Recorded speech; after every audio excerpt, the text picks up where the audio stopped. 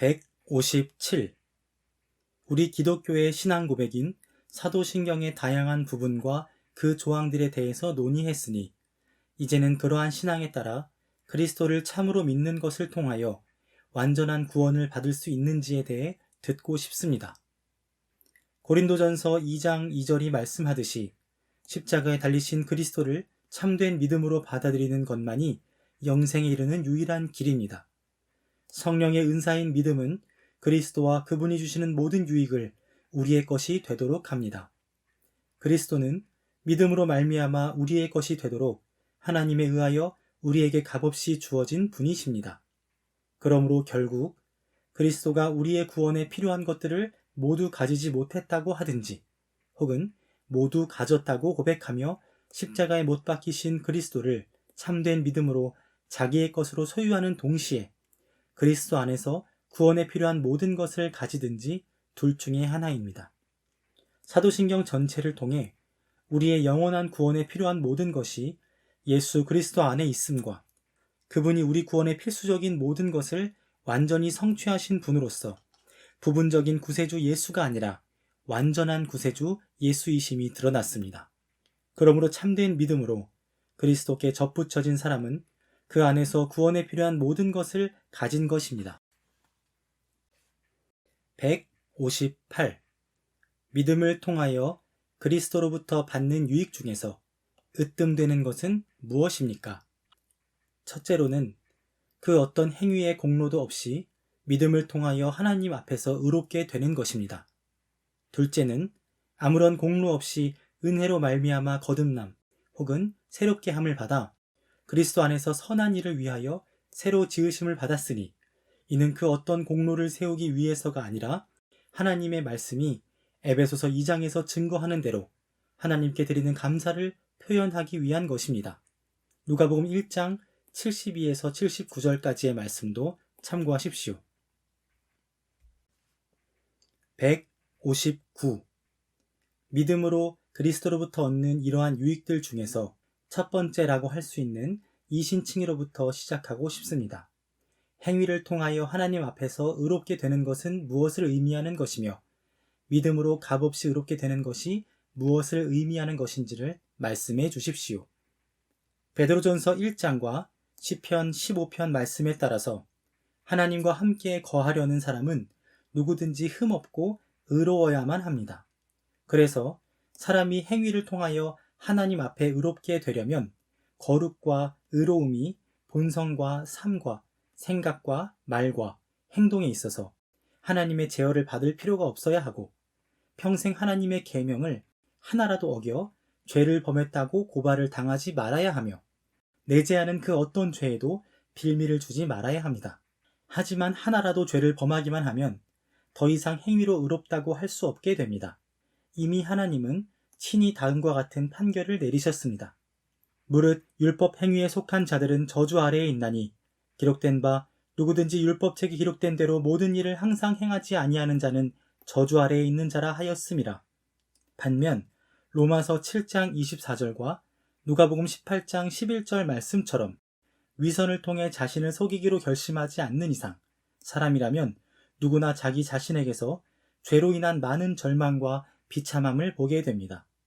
그렇게 보는 사람은 하나님이 그리스도 안에서 단번에 죄와 불의함을 벌하셨음을 믿으며 하나님이 그분의 아들 그리스도로부터 죄값을 받으셨다는 것을 믿고 따라서 히브리서 9장 말씀처럼 하나님이 우리로부터 영원토록 그리스도가 치르신 값 외에 그 어떤 죄값도 치르기를 요구하지 않으신다는 사실을 믿는 믿음으로 말미암아 의롭게 됩니다. 그리스도는 우리를 위해 성부 하나님께 순종하시되 십자가에 죽기까지 순종하셨습니다. 그리스도의 순종하심은 마치 신자들이 모든 고난을 직접 받고 몸과 영혼으로 그리스도께서 행하신 그 순종을 성취한 것처럼 값없이 그리고 은혜롭게 각 신자들에게 주어졌으니 이러한 순종하심만이 신자의 중심을 완벽하게 하나님 앞에서 의롭게 만들 수 있는 것입니다. 이는 한 사람이 순종하지 아니함으로 많은 사람이 죄인 된 것 같이 한 사람이 순종하심으로 많은 사람이 의인이 되리라 고 말씀한 로마서 5장과 같습니다. 또한 한 사람이 모든 사람을 대신하여 죽었은즉 모든 사람이 죽은 것이라. 하나님이 죄를 알지도 못하신 이를 우리를 대신하여 죄로 삼으신 것은 우리로 하여금 그 안에서 하나님의 의가 되게 하려 하심이라 고 했던 말씀과도 같습니다. 의로우신 그리스도께서 죄인이 되신 것처럼 죄인인 우리들이 의롭게 되는 것입니다.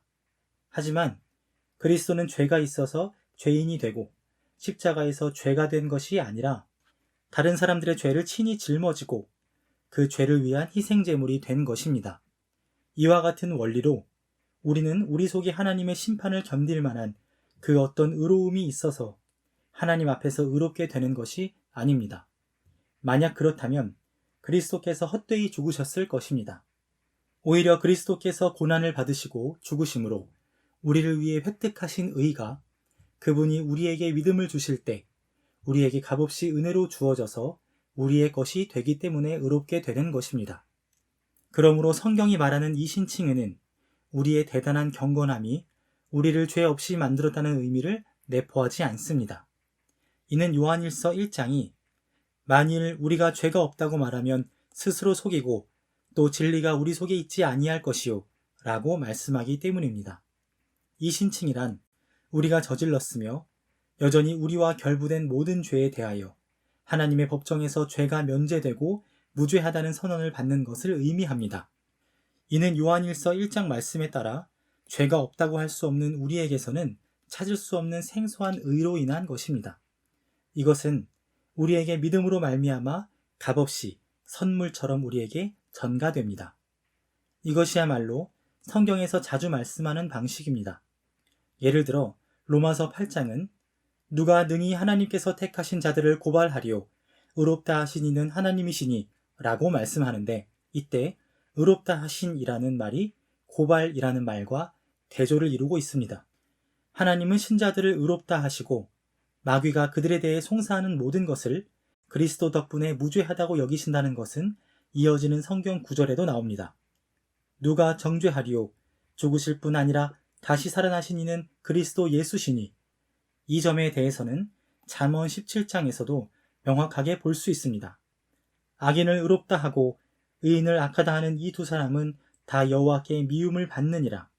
확실한 것은 재판장이 경건하지 않은 사람을 실제로 의롭고 경건하게 만들 수 있다면 그것은 좋은 일이며 하나님 앞에서 미움을 받을 일이 아니지만 재판장이 경건하지 못한 사람을 의롭고 경건하며 흠이 없다고 선언하고 그를 그렇게 간주한다면 혹은 경건한 사람을 불경하다고 여기며 그를 그렇게 판결한다면 하나님 앞에서 미움을 받을 일이라고 솔로몬은 말하는 것입니다.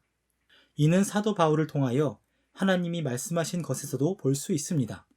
로마서 4장에 보면 이를 아니할지라도 경건하지 아니한 자를 의롭다 하시는 이를 믿는 자에게는 그의 믿음을 의로 여기시나니 라고 하는데 이는 경건하지 않은 사람을 그 자신으로 말미암지 않고 그리스도 안에 있는 그 생소한 의로 말미암아 의롭다고 하나님이 선언하신다는 말입니다.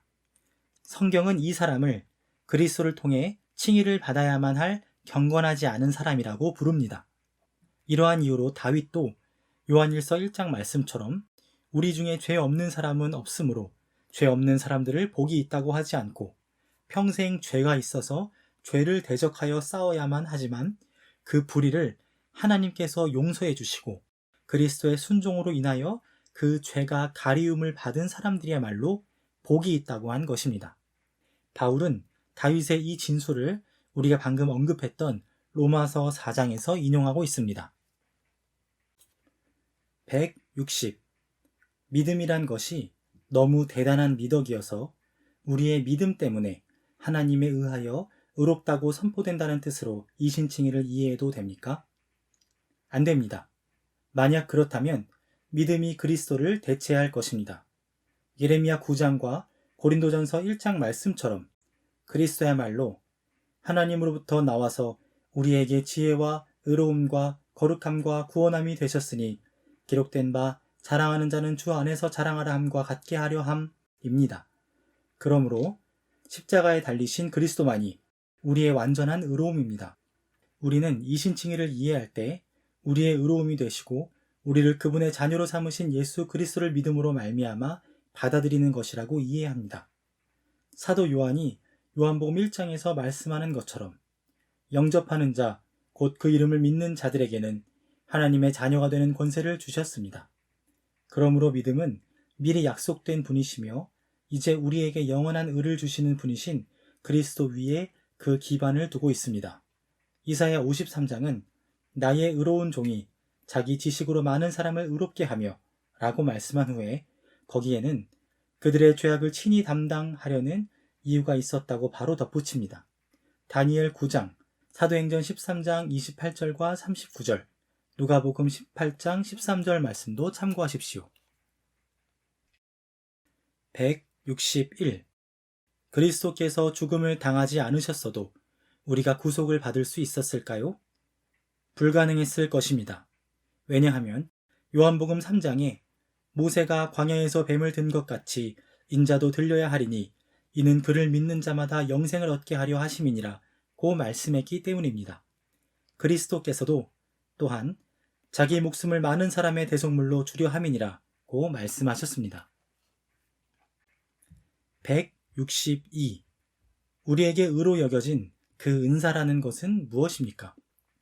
로마서 5장, 고린도후서 5장, 이사야 53장, 골로새서 2장, 베드로전서 1장, 히브리서 10장 말씀에 따라서 주 예수 그리스도의 고난 받으심과 죽음이라는 순종, 십자가에서의 희생자사가 바로 그 은사입니다. 그리스도의 죽음이라는 순종하심은 우리에게 값없이 주어지고 우리의 것으로 여겨짐으로써 이제부터 하나님 앞에서 우리 자신의 의로움인 것처럼 여겨지게 됩니다. 163. 십자가에서의 예수 그리스도의 희생제사를 믿는 믿음이 죄로 인한 모든 고발과 하나님 재판자리 앞에서 악한 자의 고발에 대해서도 완전한 칭의 혹은 사면을 가져온다면 칭의는 몇 개의 부분들로 구성되어 있습니까? 온전한 칭의라는 것은 우리 죄를 위해 희생제물이 되신 주 그리스도의 순종으로 구성되어 있습니다. 하지만 양심과 악한 자가 우리를 세 방면에서 고발하려고 하기 때문에 그 고발에 맞서서 준비된 우리 자신으로 말미암지 않고 그리스도의 희생제사로 말미암은 해독제도 세 가지가 있습니다. 이는 우리의 의로움이 되신 분, 믿음으로 말미암아 우리가 그분의 지체가 되는 분, 즉 십자가에 달리신 그리스도보다 더 확실하게 우리의 소유가 되는 것이 없도록 하기 위함입니다. 164. 우리 양심과 악한 자에 의해 제기되는 첫 번째 고발은 무엇입니까?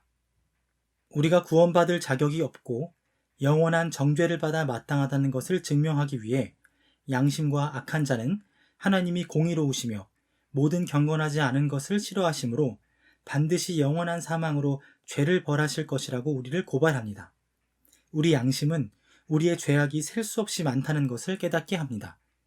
그러므로 양심의 말에 따르면 하나님이 그분의 의로우심에 따라 영원한 정죄로 우리를 벌하실 것이라는 결론에 도달하게 됩니다. 165. 양심과 악한 자의 이러한 고발에 직면했을 때 우리가 악한 자여 너는 하나님이 공의로우셔서 죄인들을 벌하신다고 말하지만 나는 그 사실을 신경 쓰지 않고 오직 하나님이 자비로우시다는 사실에만 초점을 맞추겠다고 답변을 한다면 어떻게 되겠습니까? 그러한 답변으로는 양심을 참으로 진정시킬 수 없고 악한 자의 고발을 막을 수도 없습니다. 왜냐하면 비록 하나님은 자비로우시지만 동시에 분명 공의로우시기에 자신의 본질 중 하나인 의로움을 부인함으로써 그분 자신의 본질을 부인할 수는 없으시기 때문입니다. 실로 하나님은 매일 저질러지는 수천의 죄악 중 하나라도 그냥 넘어가실 수 없고 처벌하셔야만 할 정도로 공의로우신 분이십니다. 이는 그리스도께서 친히 마태복음 12장에서 사람이 무슨 무익한 말을 하든지 심판날에 이에 대하여 신문을 받으리니 라고 말씀하신 것과 같습니다.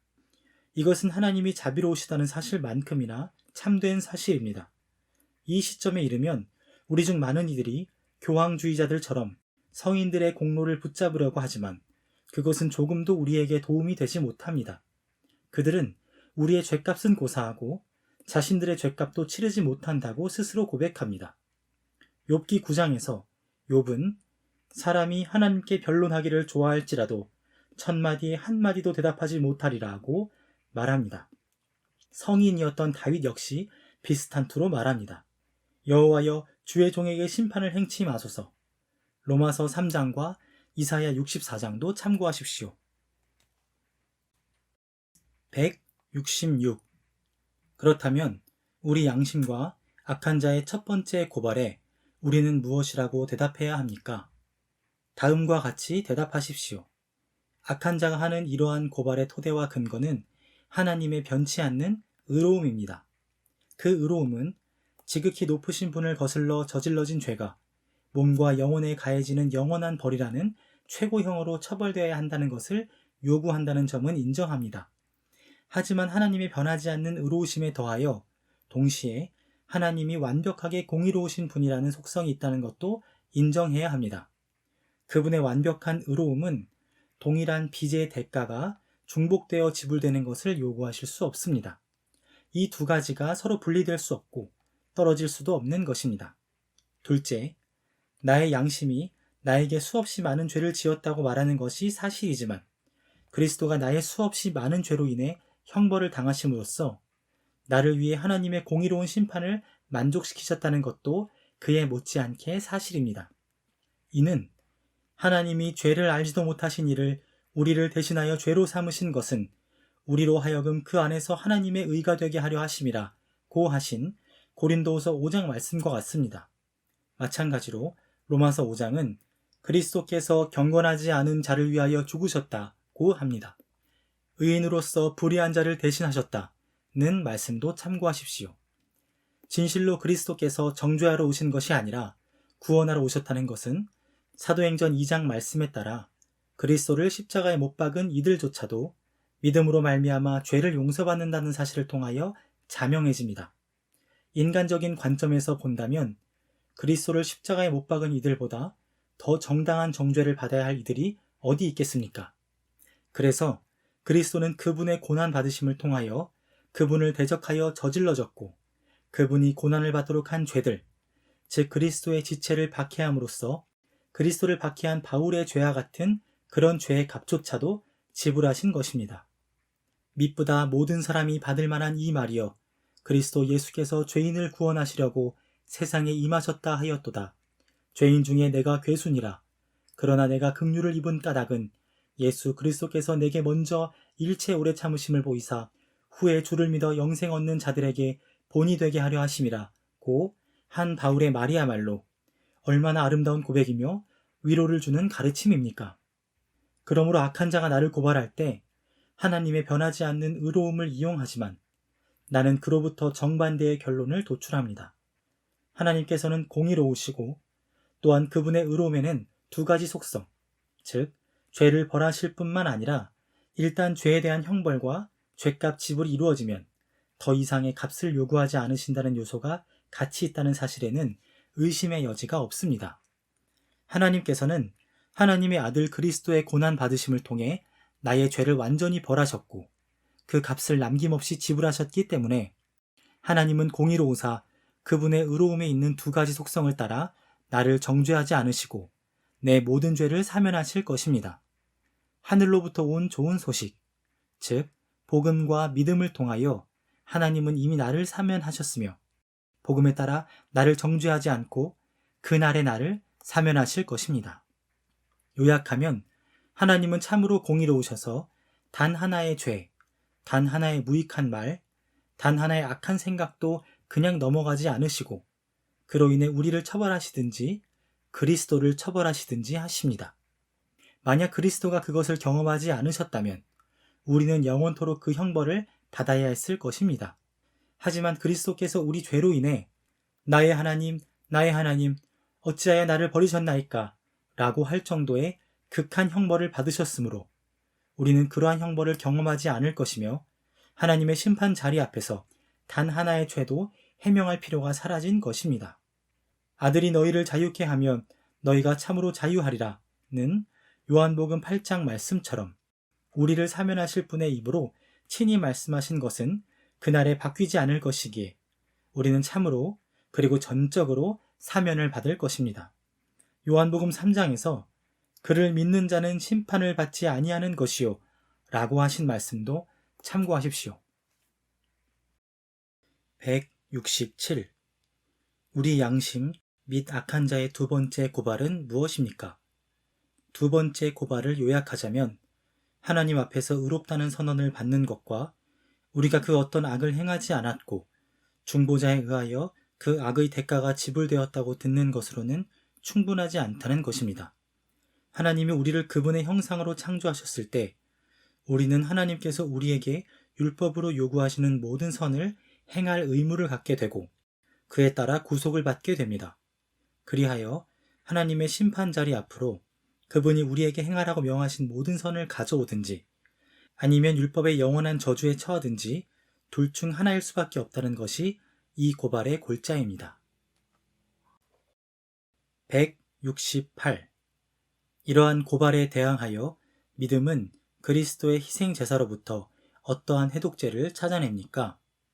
그 해독제는 바로 예수 그리스도의 자발적인 순종, 즉 그분의 완전한 하나님 사랑과 이웃 사랑으로부터 기원되고 전개된 바로 그 희생 제사입니다.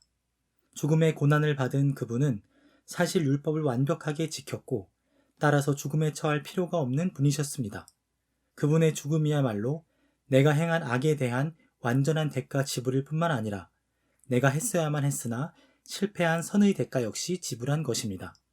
그리고 빌립보서 2장과 로마서 5장과 갈라디아서 3장과 4장 그리고 요한일서 1장의 말씀대로 그리스도의 죽기까지 순종하신 그 순종으로 인해 내가 행하지 못한 선이라는 죄도 지워지고 그 대가가 지불된 것입니다. 169. 그렇다면 하나님의 재판자리 앞에서 사탄의 이러한 고발에 응수할 때 일부는 그리스도의 고난받으심과 죽으심에서 온 의로움을 사용하여 응수하고 일부는 우리의 선행을 통하여 응수한다면 어떻게 되겠습니까? 그렇게 한다면 하나님의 영예와 우리 양심에 큰 위해를 초래하게 될 것입니다. 무엇보다도 그리스도의 고난과 죽으심을 통하여 획득하신 그 의로움에 우리의 행위를 아무리 적은 양이라도 더하게 된다면 우리가 여전히 스스로 자랑할 이유를 남기는 것이 됩니다.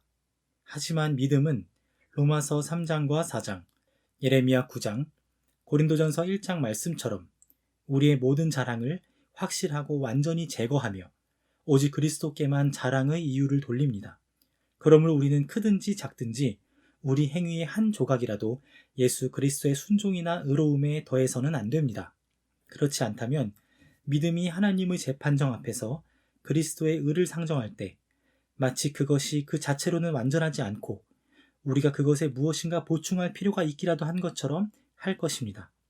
이것이 바로 거룩한 사도 바울이 빌립보서 3장에서 그러나 무엇이든지 내게 유익하던 것을 내가 그리스도를 위하여 다 해로 여길 뿐더러 또한 모든 것을 해로 여김은 내 주 그리스도 예수를 아는 지식이 가장 고상하기 때문이라. 내가 그를 위하여 모든 것을 잃어버리고 배설물로 여김은 그리스도를 얻고 그 안에서 발견되려 함이니 내가 가진 의는 율법에서 난 것이 아니요 오직 그리스도를 믿음으로 말미암은 것이니 곧 믿음으로 하나님께로부터 난 의라. 내가 그리스도와 그 부활의 권능과 그 고난에 참여함을 알고자 하여 그의 죽으심을 본받아 어떻게 해서든지 죽은 자 가운데서 부활에 이르려 하노니 라고 할 때 가르치는 것입니다. 둘째, 우리가 그리스도의 공로에 우리의 의를 섞게 되면 우리는 양심의 평화를 얻을 수 없을 것입니다. 신자의 순종과 선행은 여전히 육체의 때로 점철되어 있으며 따라서 불완전합니다. 그들의 선행에는 죄된 요소들이 많이 들러붙어 있습니다. 그래서 만약 그들의 의가 하나님의 심판자리 앞에 상정된다면 그들은 반드시 하나님이 그분의 말씀인 갈라디아서 3장에서 이미 내리신 누구든지 율법책에 기록된 대로 모든 일을 항상 행하지 아니하는 자는 저주 아래에 있는 자라 하였음이라는 판결에 처할 수밖에 없을 것입니다. 그러므로 우리가 만약 우리의 행위를 부분적으로나 혹은 아주 조금이라도 의지한다면 우리 양심은 하나님 앞에서 우리가 칭이 되었다는 것과 주님의 존전에 설 수 있다는 점에 대해서 확신하면서 평화를 누리지 못할 것입니다.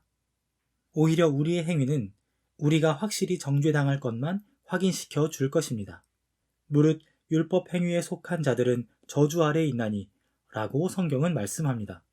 그러므로 바울은 로마서 4장에서 우리는 그 약속을 그 모든 후손에게 굳게 하시기 위해 믿음으로 말미암아 값없이 칭의되었다고 말씀합니다. 그렇다면 칭의 교리를 전체적으로 볼 때 우리가 초점을 맞추어야 할 두 가지 목표가 있다고 하겠습니다.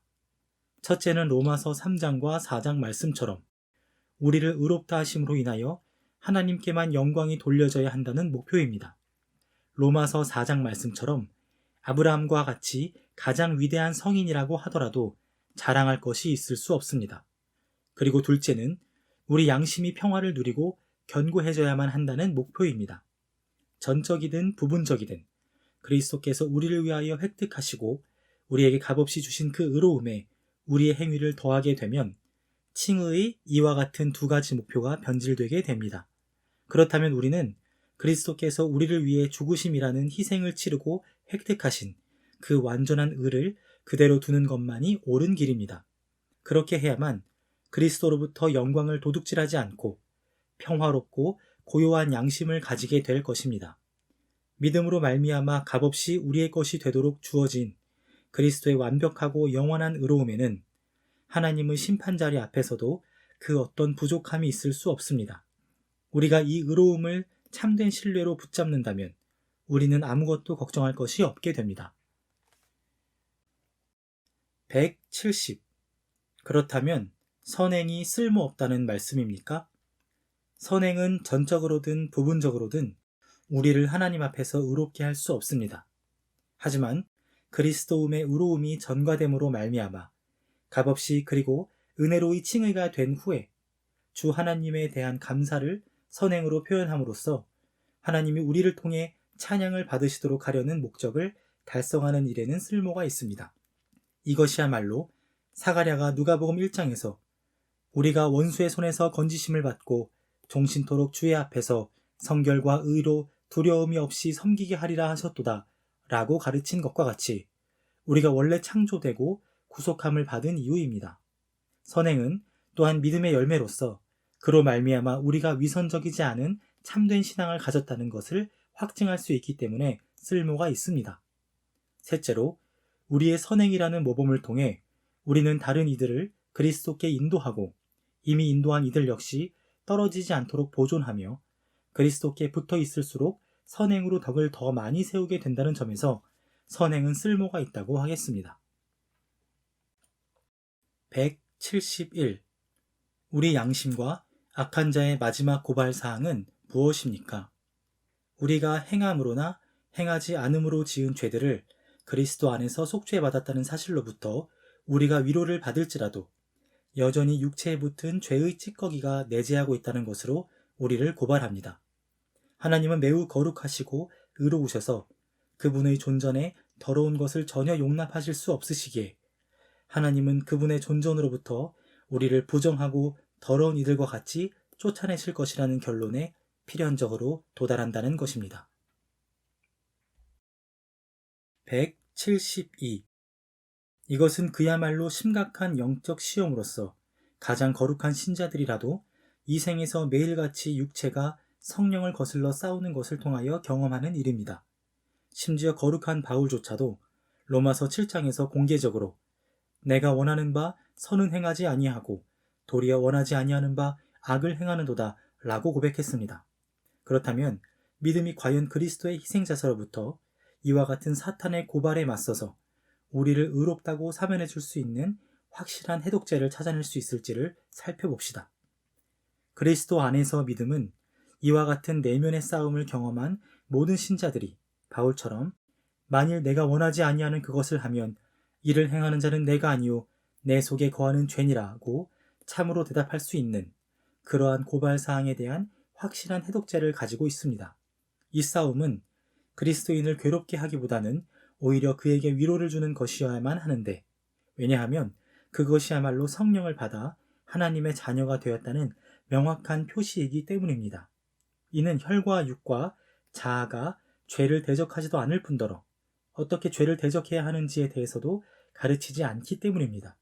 하지만 하나님은 로마서 7장과 8장 말씀처럼 성령을 통하여 그것을 계시하고 행하심으로 말미암아 죄를 대적하도록 하십니다. 173. 하나님은 완전히 순결하시고 거룩하시지만 우리는 몸과 영혼이 평생 여전히 많은 면에서 더럽혀진 상태에 있습니다. 그렇다면 우리 양심과 악한 자의 세 번째 고발 사항인 원죄의 잔여물과 오염이 계속해서 우리 육체, 즉 몸과 영혼에 붙어 있어 하나님의 존전에서 쫓겨날 수밖에 없다는 점에 대하여 우리는 무엇이라고 대답해야 합니까? 우리를 위해 십자가에서 죽으신 제물 되신 예수님께서는 성령에 의하여 잉태되어 영원한 성자 하나님의 한 인격 안에 연합되었습니다. 그리스도의 인성의 이러한 순결한 잉태는 그분 신성의 가치 있음과 더불어 그분의 희생제사에 대단한 값어치와 가치를 선사했습니다. 그렇기에 그분의 순결한 몸을 죽음에 내어주심으로 그리스도께서 나의 원죄의 값을 완전히 치르셨을 뿐 아니라 원죄의 잔여물과 오염에 대한 값도 모두 치르셨음을 전혀 의심하지 않습니다. 왜 이러한 희생제사가 세상 죄를 지고 가는 하나님의 어린 양이라고 불렸겠습니까? 왜 사도 베드로는 베드로전서 1장에서 우리가 구속함을 받은 것이 흠없고 점없는 어린 양 같은 그리스도의 피로 말미암은 것이라고 말씀했겠습니까? 제사로 바쳐질 죄 없고 점 없는 어린 양이라는 은유법이 우리에게 고난을 받으시고 죽으신 그리스도의 순결한 무죄성을 보이기 위하여 사용되었겠습니까? 그것은 바로 히브리서 7장과 고린도전서 1장 말씀처럼 우리의 모든 본래적 불순함과 죄책이 이처럼 완전히 거룩하고 순결한 희생제사로 말미암아 완전히 처벌되고 죄의 값이 지불되었다는 사실을 성령으로 말미암아 마침내 완전히 제거되기까지 우리로 확신하도록 하기 위함입니다. 174. 하지만 우리의 양심과 악한 자가 반론을 제기하며 우리의 죄가 많고 중하여 하나님의 진노를 견딜 수 없다고 할 때에는 그것이 어떻게 가능하겠습니까? 바울이 죄가 더한 곳에 은혜가 더욱 넘쳤나니 라고 가르치는 것처럼 그리스도의 고난받으심과 죽으심이라는 순종이 우리의 죄보다 훨씬 크다는 것을 주장함으로써 응수하겠습니다. 이는 성경 사도행전 20장이 하나님께서 자기 피로 사신 교회라고 말씀하듯이 그리스도 인격의 통일성 속에서 취하신 인성으로 말미암아 고난을 받으신 분이 바로 하나님 자신이시기 때문입니다.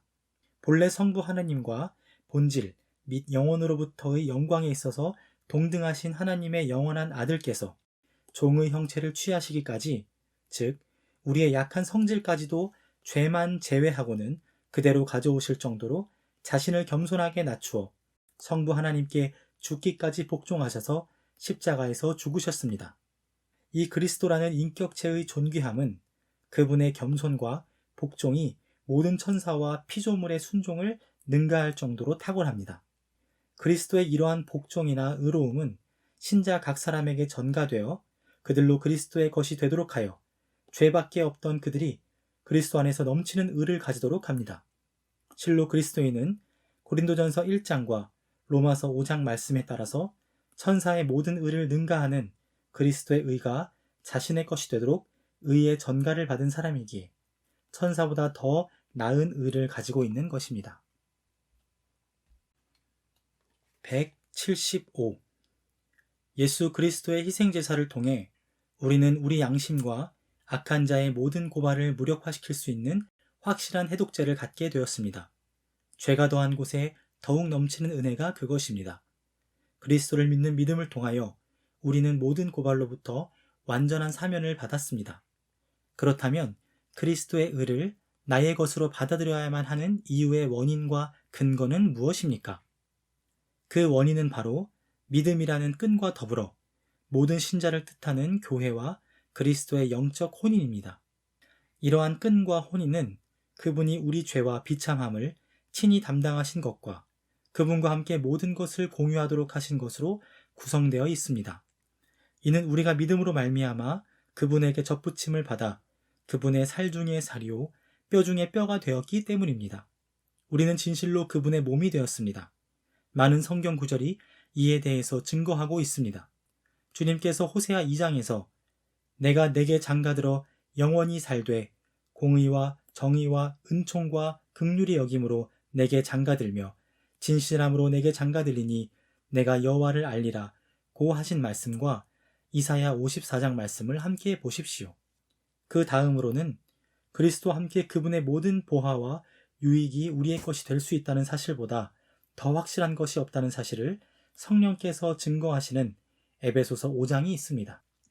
누구든지 언제나 자기 육체를 미워하지 않고 오직 양육하여 보호하기를 그리스도께서 교회에게 함과 같이 하나니 우리는 그 몸의 지체임이라 고 말씀하신 후에 성령께서는 이 비밀이 크도다 나는 그리스도와 교회에 대하여 말하노라 고 말씀하십니다. 이것이 바로 사도 바울이 고린도전서 12장에서 몸은 하나인데 많은 지체가 있고 몸의 지체가 많으나 한 몸인과 같이 라고 하면서 이어서 그리스도도 그러하니라 고 말씀한 이유이기도 합니다. 거기서 사도 바울은 그리스도라는 이름을 머리이신 그리스도와 그분의 지체들인 모든 신자들과의 총합을 일컫는 말로 쓰고 있는데, 왜냐하면 그리스도는 무엇으로도 그들을 분리하고 싶지 않기 때문입니다. 그러므로 우리의 몸이 아파서 누워있을 때 그리스도의 몸이 아파서 누워있다 고 말할 수 있는데, 왜냐하면 그리스도의 강력한 끈이 믿음으로 말미암아 존재하기 때문입니다. 그리스도께서도 최후 심판 시에 내가 병들었을 때 내가 줄일 때 너희가 나를 찾아오지 않고 먹이지 않았다 고 친히 말씀하실 것입니다. 이것은 강력하고 영원한 끈이 틀림없는데, 왜냐하면 그리스도께서 법적 용어를 사용하셔서 그것이 영원히 변하지 않고 남아있을 것을 표현하셨기 때문입니다. 가지가 포도나무에 접붙임을 받고 그 진액을 받으며 그것으로부터 생명을 유지함과 같이 신자들은 성령으로 말미암아 예수 그리스도와 한 몸을 이루고 매일 매순간 영생에 필요한 모든 것을 그분으로부터 믿음을 통하여 받습니다. 이는 포도나무이신 그리스도께서 아무것도 자기 자신을 위해 아끼지 않으시기 때문입니다. 그리스도는 이 모든 것을 요한복음 15장에서 참으로 아름답게 가르치십니다. 이렇듯 의심의 여지가 없는 성경 구절들로부터 그리스도와 함께 그분의 모든 공로가 우리의 것이 될 수 있다는 사실이 어떻게 이해되어야 하는지 쉽게 알 수 있습니다. 또한 우리는 생소하고 의심스러운 소유를 통해서가 아니라 이전에는 생소했으나 이제는 가장 확실하게 우리의 것인 그리스도 자신과 그분과 함께 오는 모든 유익들을 통해서 이미 죄와 영원한 멸망으로부터 자유하고 무죄하며 깨끗하게 함을 받았다는 것을 알 수 있습니다. 이러한 사면은 복음의 소리, 즉 요한복음 5장에서 언급되는 그리스도의 목소리 혹은 그분의 말씀을 통하여 공포되었으며 하나님의 재판자리 앞에서도 선언될 것입니다. 왜냐하면 그분은 다른 방법이 아닌 오직 그분의 거룩한 복음에 따라 우리를 판단하실 것이기 때문입니다. 176. 하지만 악한 자가 이 모든 것은 신자에게만 적용되는 것인데 내 믿음은 너무 약하다 라고 말한다면 어떻게 합니까? 누구든지 중심으로부터 믿으려는 열망이 있다면 사실 신자라는 말로 응수하겠습니다. 그리스도는 마태복음 5장에서 의에 줄이고 목마른 자는 복이 있나니 그들이 배부를 것이며 라고 말씀하셨습니다. 이사야와 마태도 그리스도에 관하여 말하기를 그리스도가 상한 갈대를 꺾어서는 안 되고 꺼져가는 심지를 끄면 안 된다는 명령을 성부 하나님으로부터 받았다고 합니다. 그리고 그리스도는 그 명령을 성실하게 수행하셨습니다. 나는 모든 불신을 대적하려는 진심 어린 열망이 있고 나의 수다한 죄 위에 하나님 아들의 은혜를 거절하는 심각한 죄를 더하고 싶지 않습니다. 나는 성자 하나님을 믿고 신뢰하라는 하나님의 간절한 명령에 나 자신을 복종시키고 싶은 진심 어린 열망이 있습니다. 그러므로 나는 그와 같은 심정을 가지고 있는 사람들은 참된 신자이며 그리스도로부터 절대로 거절당하지 않을 것이라는 하나님 말씀의 증언에서 위로를 얻습니다. 마가복음 9장에서 그리스도는 자신의 약한 믿음을 깨닫고 주여 내가 믿나이다 나의 믿음 없는 것을 도와주소서 라고 고백한 사람을 받아들여 주셨습니다. 믿음은 나의 일이 아니오 하나님이 내 속에 사시는 일이므로 내가 바라고 신뢰하기로는 참된 믿음의 시작을 나에게 주시고 의에 줄이고 목마르도록 하신 그분께서 또한 끝까지 나에게 힘을 주시고 나를 강하게 하실 것입니다.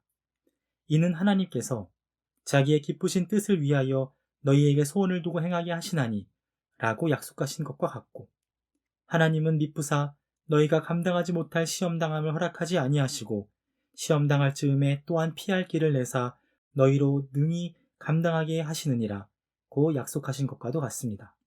둘째로는 이와 같은 영적 시련을 그리스도가 우리 안에서 일하심으로써 주시는 유익을 가지고 맞서 싸우며 그 효력을 통해 우리는 이러한 효력의 원인과 기원, 즉 참된 믿음을 통해 그리스도를 가지고 있다는 결론에 도달해야 하겠습니다.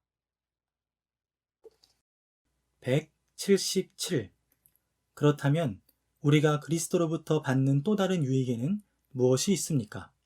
그것은 바로 성령으로 새롭게 태어나는 것 혹은 갱신되는 것인데, 그것들은 그리스도가 그분의 선하심과 성령을 통하여 우리 안에서 역사하심으로써 일어나는 일들입니다. 이러한 새롭게 태어남이나 마음의 갱신에 관하여 그리스도께서 가져오시는 세 가지 효력을 고려해야 하며, 그로부터 우리는 믿음으로 말미암아 그리스도의 지체라는 결론에 도달할 수 있습니다.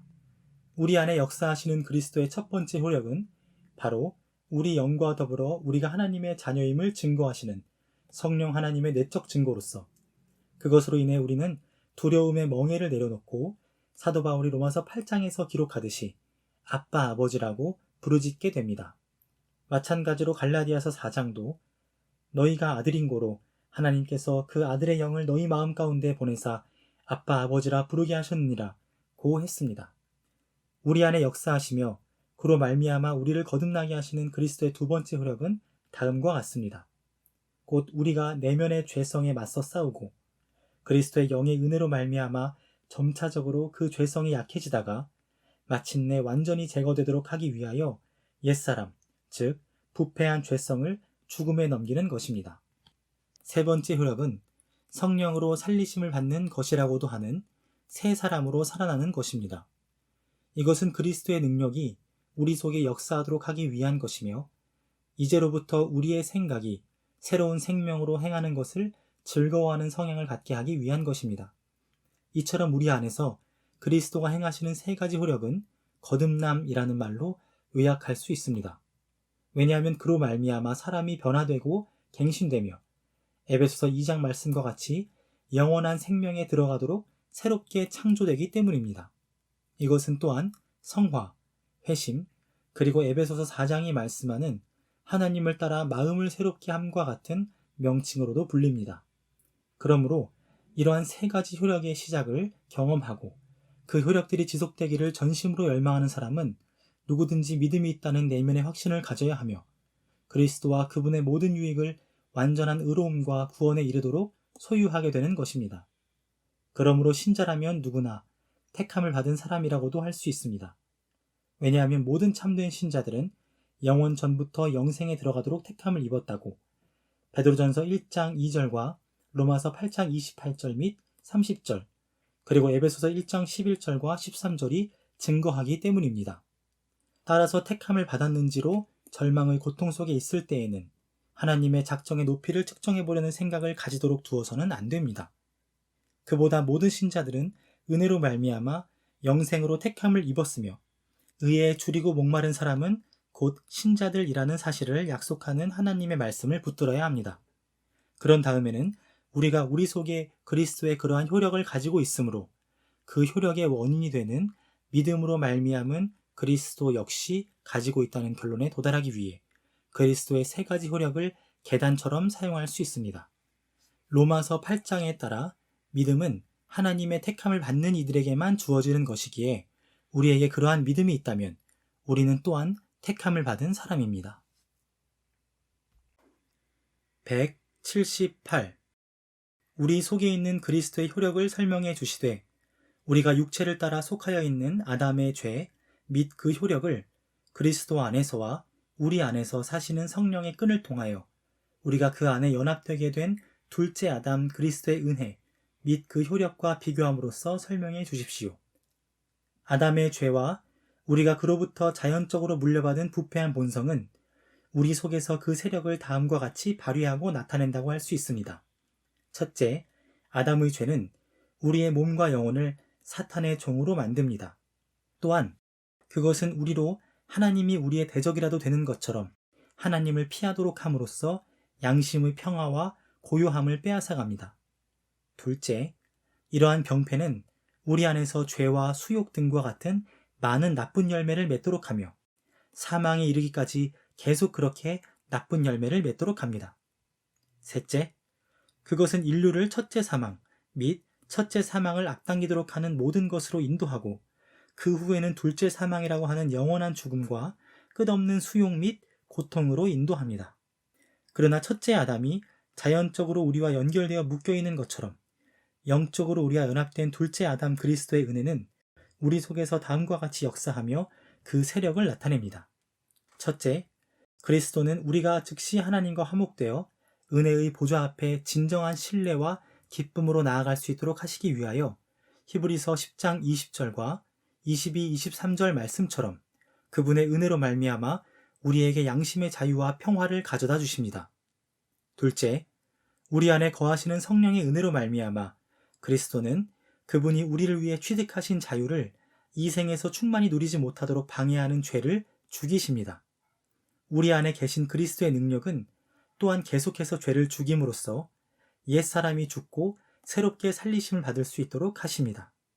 셋째, 성령의 살리심 혹은 첫째 부활이라고도 하는 그리스도의 능력으로 이 생에서 우리의 죄를 박차고 일어나 새로운 생명으로 행하도록 하시는 일이 그리스도의 은혜로 말미암아 일어납니다. 둘째 부활, 즉 몸의 부활 역시도 이 은혜로 말미암아 옵니다. 아담의 죄와 우리의 죄의 결과로 인하여 죽어서 썩음을 당하게 된 우리의 몸은 둘째 아담이신 그리스도의 능력으로 말미암아 다시 일으키심을 받아서 죽지 않는 영원한 생명 및 영광에 들어가게 될 것입니다. 이 생명은 마치 참 하나님이시고 동시에 참 사람이신 둘째 아담 그리스도가 첫째 아담보다 더욱 위대하고 영광스러운 것처럼 우리가 아담 안에서 잃어버렸던 첫째 생명보다 더 위대하고 영광스러울 것입니다. 179. 그렇다면 우리 안에서 일하시는 그리스도의 사역과 죄의 용서가 우리 안에서 우리를 멸망시키는 아담의 죄 및 본성보다도 더 강력하여 우리를 능히 구원한다는 것입니까? 그렇습니다. 한순간에 한 사람에 의하여 범해진 아담의 죄가 끔찍한 고난으로 목을 조르고 죽이는 일에 그처럼 대단한 권세를 가졌다면 의로우신 둘째 아담 예수 그리스도의 순종이 얼마나 더 강력하겠습니까?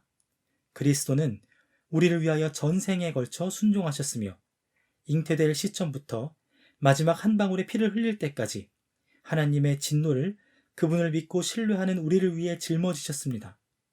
그리스도는 단순히 첫째 아담과 같은 인물로 그치지 않고 동시에 참되고 영원한 하나님이십니다. 우리를 위한 하나님 아들의 그와 같은 위대한 순종과 고난이 히브리서 9장 말씀대로 우리의 죄를 영원토록 용서할 만한 측량할 수 없이 위대한 권세를 가지며 우리를 참으로 그리고 효과적으로 영생으로 인도합니다. 우리가 죄와 고난과 죽음의 권세를 느끼고 경험할 때에도 또한 우리는 참되고 효과적으로 죄 용서와 하나님과의 평화, 필요할 때마다 거듭나게 하시는 성령의 능력, 그리고 죽음 한가운데에서도 그리스도의 생명을 맛보고 경험합니다. 이는 그리스도 예수께서 친히 그분의 참된 입으로 우리에게 나를 믿는 자는 죽음을 맛보지 아니하리라 고 가르치셨기 때문입니다. 이 가르침 전체가 로마서 5장 15, 16절 그리고 고린도전서 15장 45절과 47에서 49절까지의 말씀에 부연 설명되어 있습니다. 그러므로 이 답의 서두에 언급한 것처럼 아담의 타락이 정말로 우리를 끔찍하게 괴롭혔고 우리는 모두 로마서 5장 말씀처럼 아담 안에서 죄를 범하였으므로 그 죄로 인해 전적으로 부패되었습니다. 그래도 우리 안에서 강력하게 역사하시는 둘째 아담, 그리스도의 순종이야말로 우리에게 더 큰 위로가 되어야만 하겠습니다. 우리는 첫째 아담 안에서 우리가 잃은 것보다 훨씬 더 많은 것을 둘째 아담 안에서 얻게 되었기에 하나님을 찬양하며 하나님께 영광을 돌리는데, 왜냐하면 고린도전서 15장 47절 말씀처럼 실로 그리스도는 아담보다 크시고 우월하시기 때문입니다.